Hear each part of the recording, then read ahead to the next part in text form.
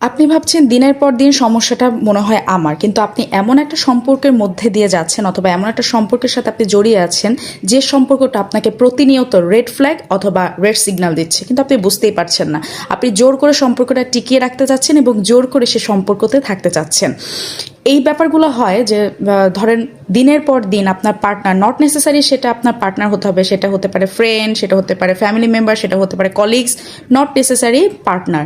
যে কোনো সম্পর্কের মধ্যে যদি দেখেন যে কেউ আপনাকে বারবার অনবরত দোষারোপ করছে, আপনাকে বারবার যে কোনো দোষ আপনার উপর চাপিয়ে দিচ্ছে, প্রতিনিয়ত আপনাকে ইমোশনালি অ্যাবিউজ করছে, তাহলে বুঝে নিতে হবে যে ওই সম্পর্কটা আপনার জন্য হেলদি না, ওই সম্পর্কটা আপনার জন্য আনহেলদি, আনহাইজিনিক।